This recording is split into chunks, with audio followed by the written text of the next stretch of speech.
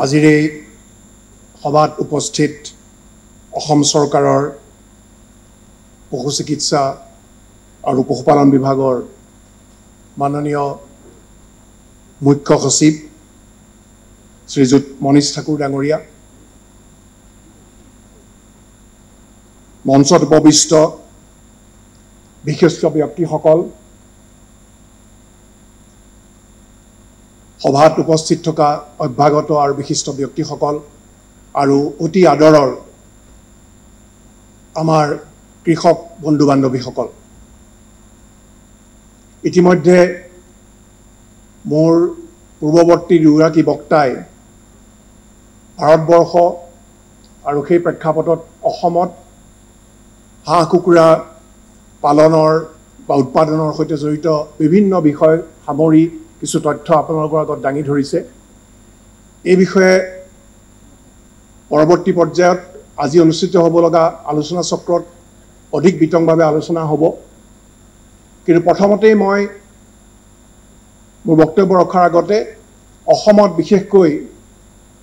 এই হাঁহ কুকুৰা উৎপাদনৰ উদ্যোগটোৰ সৈতে জড়িত হৈ এক অগ্ৰণী ভূমিকা পালন কৰা আমাৰ এই এগৰাকী প্ৰাক্তন ছাত্ৰ ডক্টৰ মৃদুল কুমাৰ বৰাৰ অকাল বিয়োগৰ বাবে আকৌ এবাৰ শোক প্ৰকাশ কৰি তেখেতৰ স্বৰ্গগত আত্মাৰ প্ৰতি শ্ৰদ্ধা নিবেদন কৰিছোঁ। ভাৰতবৰ্ষত অকল হাঁহ কুকুৰা উদ্যোগ বুলিয়ে নহয়, পূৰ্ণ পশুপালন ক্ষেত্ৰখনে লগতে সামৰি মীন পালন ক্ষেত্ৰখনে যোৱা কেইবাটাও দশক ধৰি এটা অতি গুৰুত্বপূৰ্ণ অৰ্থনৈতিক অৱদান আগবঢ়াই আহিছে। সেই কথা আমাৰ ৰাইজৰ বহুতৰ অৱগত নহয়। সেইকাৰণে দুটামান তথ্য মই আপোনালোকৰ আগত দাঙি ধৰিব বিচাৰিছোঁ। শেহতীয়া অৰ্থনৈতিক সমীক্ষা, ইকনমিক ছাৰ্ভে যিটো কয়, 2022-23 চনৰ অৰ্থনৈতিক সমীক্ষা মতে ভাৰতবৰ্ষত 2014-15 পৰা 2021-22 চনলৈকে সামগ্ৰিকভাৱে পশুপালন ক্ষেত্ৰ আৰু মীন পালন ক্ষেত্ৰখনে বছৰি প্ৰায় 7.9% প্ৰগতি আৰু উন্নয়ন দেখুৱাবলৈ সক্ষম হৈছে। যিটো সময়ত এই শতিকাৰ প্ৰথম কালছোৱাত 2002 পৰা 2005-06 চনলৈকে আমাৰ কৃষি ক্ষেত্ৰখনে এটা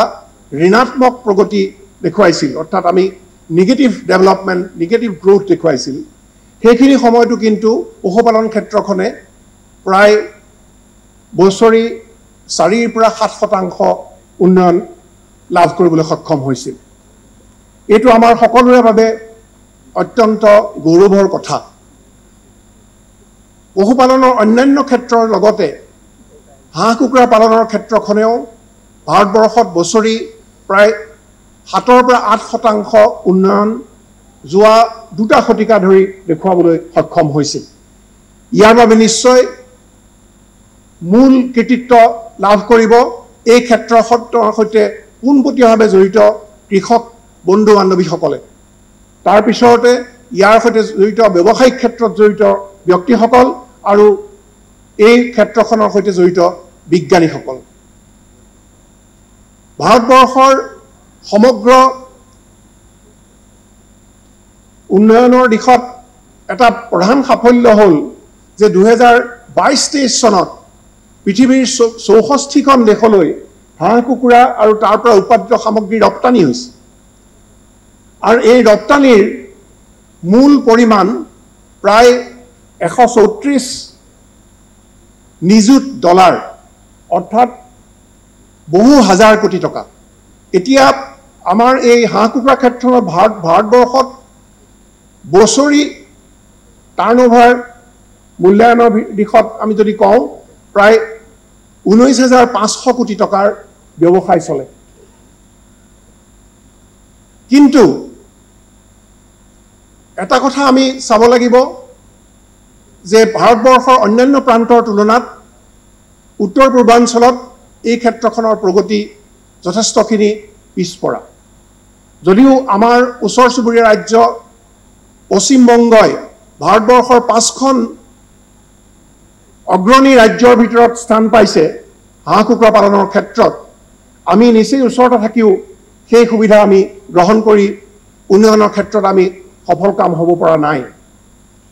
ইয়াৰ অৱশ্যে বহুতখিনি দিশ আছে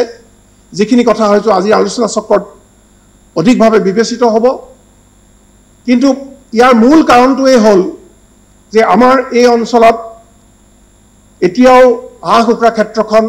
উদ্যোগীকৰণৰ যিখিনি পৰিকাঠামোৰ প্ৰয়োজন সেই পৰিকাঠামোৰ অভাৱ এতিয়াও পৰিলক্ষিত হৈ আছে মূলধনৰ অভাৱ অন্যান্য আনুষংগিক পৰিকাঠামোৰ অভাৱ আৰু আটাইতকৈ বেছি ডাঙৰ কথাটো হ'ল খাদ্য পশুধনৰ খাদ্যৰ লগতে হাঁহ কুকুৰাৰ খাদ্যৰ অভাৱ আমাৰ পশুপালকসকলৰ মূল উৎপাদনৰ যিটো খৰচ সেই ব্যয়ৰ 60% খাদ্য বস্তু ফিডৰ কাৰণে খৰচ কৰিব লগা হয় আমাৰ ইয়াত খাদ্য উৎপাদনৰ ক্ষেত্ৰত আমি ভাবো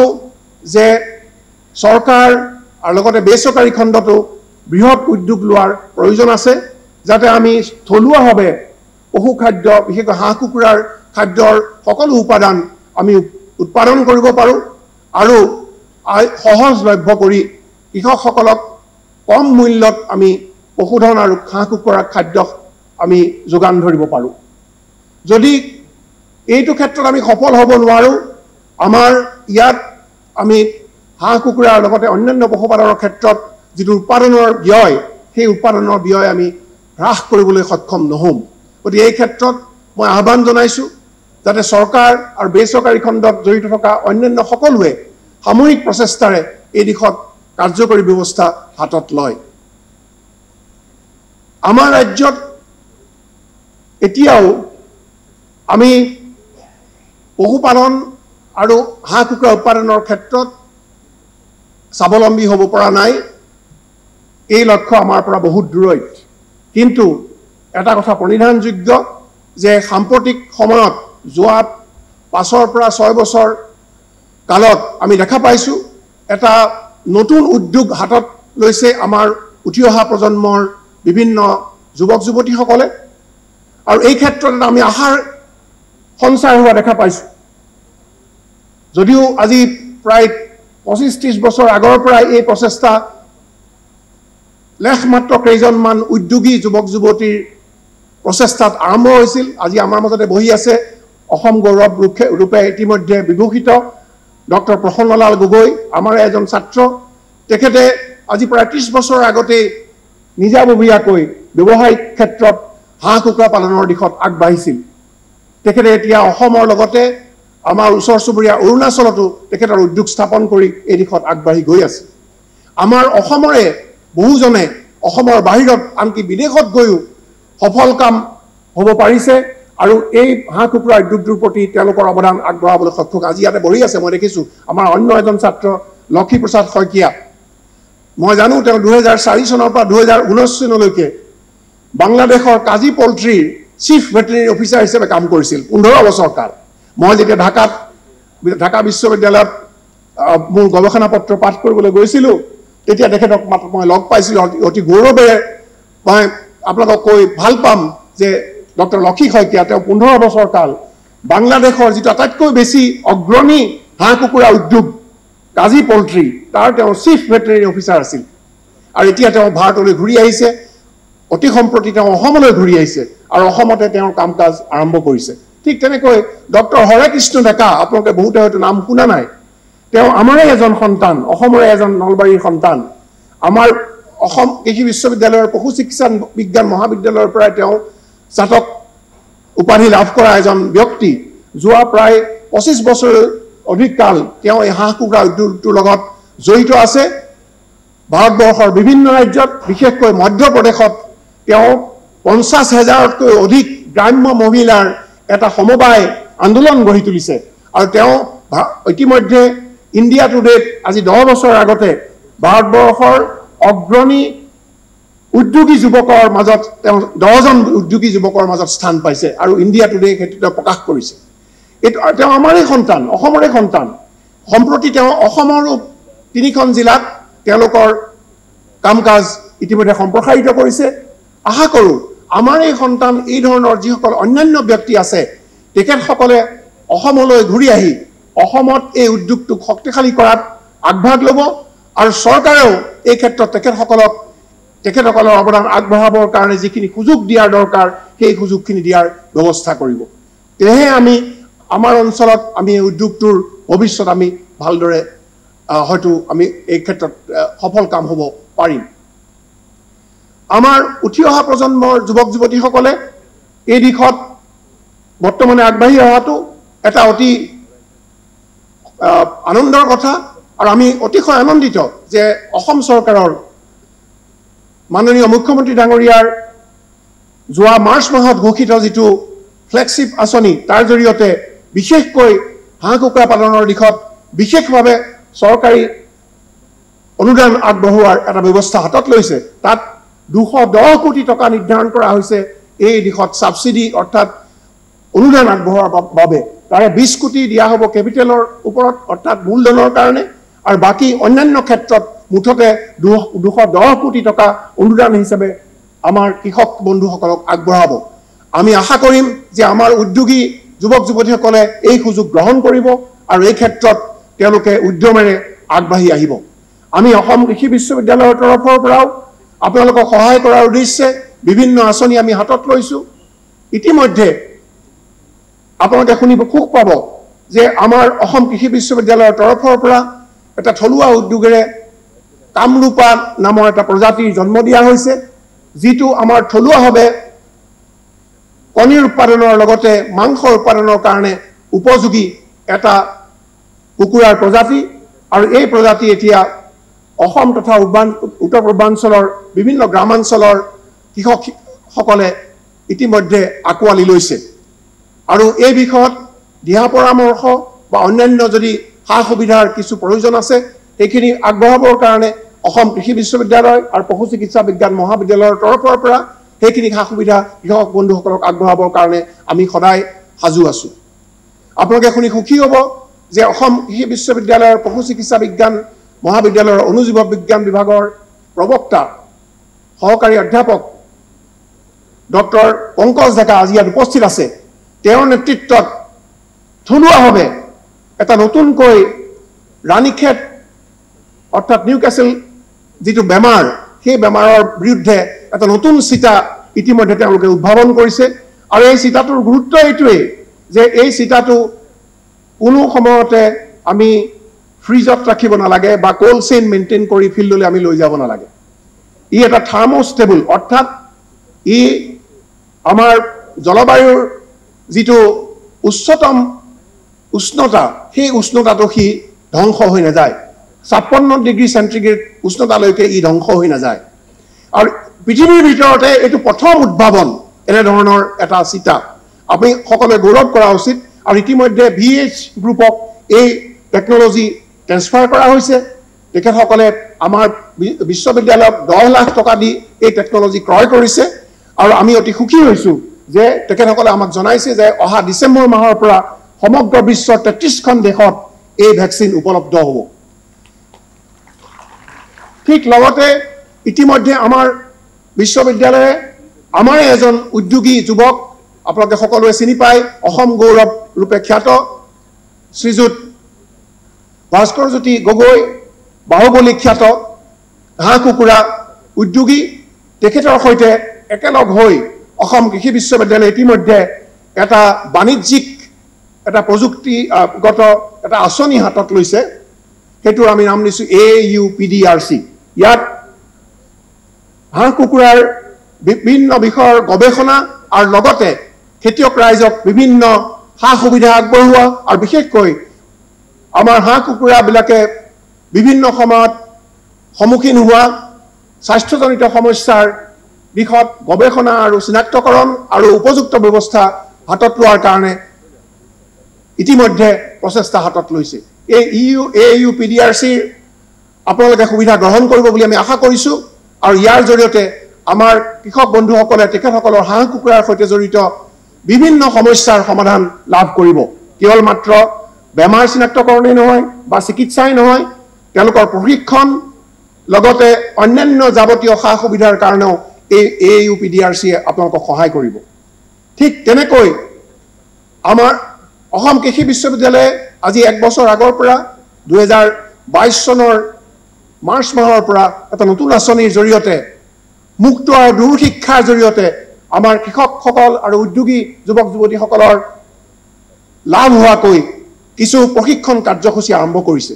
আপোনালোকে নিজৰ ঘৰতে থাকি এই প্ৰশিক্ষণ কাৰ্যসূচীসমূহৰ সুবিধা ল'ব পাৰে 14 দিনৰ পৰা 1 মহীয়া 3 মহীয়া 6 মহীয়া বা 1 বছৰীয়া কিছু পাঠ্যক্ৰম তাত আছে য'ত আমাৰ যুৱক যুৱতীসকলে কেৱল মাত্ৰ অষ্টমমান শ্ৰেণীত পঢ়ি থকা কোনো যুৱক যুৱতীয়েও এই ধৰণৰ প্ৰশিক্ষণত ঘৰতে থাকি অনলাইন মাধ্যমৰ জৰিয়তে অংশগ্ৰহণ কৰিব পাৰে কেৱল মাত্ৰ প্ৰতিটো প্ৰশিক্ষণৰ শেষৰ পালে হয়তো 5 দিন বা 10 দিনৰ কাৰণে তেওঁলোক আমাৰ মহাবিদ্যালয় কেইখনলৈ আহিব লাগিব আৰু ব্যৱহাৰিক প্ৰশিক্ষণ প্ৰেক্টিকেল ট্ৰেইনিং তেওঁলোকে ল'ব লাগিব ইতিমধ্যে আমি সুখী যে হাজাৰ হাজাৰ যুৱক যুৱতীয়ে এইবিলাক কাৰ্যসূচীত ইতিমধ্যে পাঠ্যক্ৰমত অংশগ্ৰহণ কৰিছে আৰু অতিশয় সুখী হৈছো যে কৃষকসকলৰ মাজৰ পৰা অহা দাবীৰ কাৰণে আমি যোৱা এবছৰত 3বাৰ আমি লেয়াৰ ফাৰ্মিঙৰ কোৰ্স অৰ্থাৎ কণী পৰা কুকুৰাৰ পালনৰ কোৰ্সটো আমি 3বাৰ এবছৰতে ৰিপিট কৰিব লগা হৈছে ইমানেই ৰাইজৰ দাবী গতিকে মই আশা কৰোঁ যে এই সুবিধাবিলাক গ্ৰহণ কৰি আমাৰ উঠি অহা প্ৰজন্মৰ যুৱক যুৱতীসকলে নিজকে প্ৰশিক্ষিত কৰি এই দিশত আগবাঢ়ি যাব but one thing I would like to draw attention of the entire fraternity related to the poultry industry that regarding the blame given to the poultry industry for excessive use of antibiotics I think some concrete collective effort has to be taken by the industry to protect ourselves we know as technical person that many a times this blame given to the industry is not based on facts because many scientific research done on the presence of the residues of antibiotics in poultry meat did not reveal an alarming rate of residue of antibiotics in poultry meat in the country so far. Nobody can point out scientifically. But even then, there is a great blame on the industry everywhere. I think to tackle this issue, some regulatory efforts are necessary from the government. At the same time, and the industry should also act proactively and should establish some regional laboratories which will monitor the residual impact of the antibiotics in poultry meat in different markets all throughout the country. I think this has to be taken care of very, very frequently, very, very urgently, and so that we can protect the industry from such kind of blames. Because the most important challenge for the industry is the fluctuating price and the challenges given by the rumors that comes up against the industry time to time, and that creates havoc among the poultry farmers of the country. To sustain the continuous growth in the industry, we must have to be much more proactive in protecting the farmers at the grassroots level. I think a proactive collective effort by the industry in this aspect will be forthcoming, we hope so. And with this notion, I request all of you to unite together, join hands together, so that we can sail through all these adversaries and challenges for a successful future of the entire industry. মই আজিৰ এই সভালৈ নিমন্ত্ৰণ কৰি দুআষাৰ কথা আপোনালোকৰ সন্মুখত দাঙি ধৰাৰ সুযোগ দিয়াৰ বাবে আজিৰ এই অনুষ্ঠানৰ উদ্যোক্তাসকলক আন্তৰিক ধন্যবাদ আৰু কৃতজ্ঞতা জ্ঞাপন কৰিছো আৰু আপোনালোক সকলোকে মই শ্ৰদ্ধা আৰু কৃতজ্ঞতা জ্ঞাপন কৰি মোৰ চমু বক্তব্য সামৰণি মাৰিছো নমস্কাৰ